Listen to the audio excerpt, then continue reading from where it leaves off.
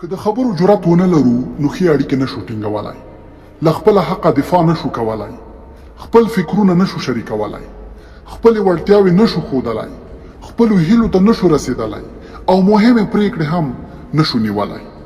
دا ډول ناتوانیانې نه یوازې موږ له خپلو موخو وروسته پاتې کوي، بلکې د مقابلې او ماتې ورکولو خنډونه مو هم له منځه وړي. نن په همدغو لارو چارو خبرې کوو چې څنګه په خپل ځان کې د جرأت ځواک لوړ کړو. اول، شرم یوې خواته کړئ. خجالت یوازینی خنډ دی چې د خبرو پر مهال زموږ جرأت له منځه وړي. شرم له ویرې سره مل دی.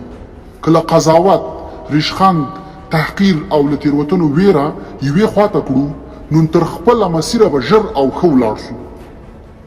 دویم، په خپل ځان باور مو لوړ کړئ. که په هغو کارونو فکر کوئ چې ستاسو په خپل ځان باور کموي نو له شک پرته چې د هغو فکرونو له ډلې یو د نورو په وړاندې له خبرو کولو ډډه ده. که غواړئ د نورو په وړاندې د خبرو کولو ښه وړتیا ولرئ نو په خپل ځان مو د باور لوړولو هڅه وکړئ. دریم، کافي پوهه ترلاسه کړئ. کوم بحث په اړه چې تاسو خبرې کوئ د هغه په تړاو کافي معلومات ولرئ څو له نورو سره واضح خبرې وکړئ. خو دا په دې معنا نه ده چې تاسو باید د هرې موضوع په اړه کافي معلومات پیدا کړئ. څلورم، له خپل ځان سره مثبتې خبرې ولرئ. موږ ټول ځینې وخت په خپل ځان بېرحمه کیږو. کله کله د خپل ځان په اړه منفي فکرونه دومره ډیر کړو چې ان له خپل ځان نه ورک شو. کله چې د نورو په وړاندې خبرې کوو او ځان ته ووایو چې زه نشم کولی، کومې خبرې چې زه کوم کیدای شي پر ما ټوکې وشي، یا که څوک راڅخه پوښتنه وکړي ځواب به ورنشم کړی، په دغو خبرو خپله ځان لویې کندې ته غورځوو. همدا ویره مو له غونډې تښتوي. خو د دې خبرو پر ځای باید ځان ته ووایو د بحث موضوع په اړه کافي معلومات لرم، غواړم په ورین تندي پرې خبرې وکړم. که چیرې د بحث د ګډونوالو پوښتنې ځواب نشم کړی نو په دې کې زه ملامت نه یم. د هغې موضوع په اړه به معلومات نه لرم او دا د شرم خبره نه ده. پنځم، د لغتونو زیرمه مو پیاوړې کړئ.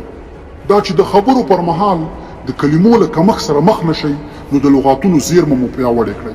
تاسو به وکړای شئ چې د خپلې موضوع په اړه نور ښه قانع کړلی شئ. د لغاتونو ذخیرې پیاوړې کولو لپاره تر ټولو ښه لاره له لوستو کسانو سره خبرې، د کتابونو مطالعه او فلم کتل مهم دي. شپږم، د جرأت ترلاسه کولو لپاره چمتووالی ونیسئ. که هر کار غواړئ په سمه توګه ترسره کړئ نو مخکې له ترسره کولو یې تمرین وکړئ څو ښه پکې پاخه شئ. تمرین ستاسو تشویش له منځه وړي او پر ځان مو متکي کوي. د تمرینونو له ډلې یو دا دی چې که د هرې موضوع په اړه خبرې کوئ نو لومړی یې له ځان سره ریکارډ کړئ، بیا یې واورئ او تېروتنې مو اصلاح کړئ. اووم، د خبرو کولو شوق ولرئ. که د هر څه شوق ولرئ نو هیڅ خنډ مو مخه نشي نیولی، په دې معنا چې تاسو له هغه کاره خوند اخلئ او په پوره متانت یې ترسره کوئ. له همدې امله به مو جرأت پیاوړی شي. اتم، غوږ نیول زده کړئ. بحث دوه اړخیزه عمل دی. له خبرو کولو پرته خبرې اورېدل هم مهم دي تر څو له یو بل سره ښه مکالمه وشي. غوږ نیول تاسو سره مرسته کوي چې تاسو په ښه ډول اړیکې ټینګې کړئ. نهم، خپل ځان وپېژنئ. ځان پېژندنه تاسو سره مرسته کوي چې له خپل ځانه مهم درک ولرئ څو خپلو وړتیاوو ته په کتو خپل قوي او کمزوري ټکي ښه په نښه کړای شئ.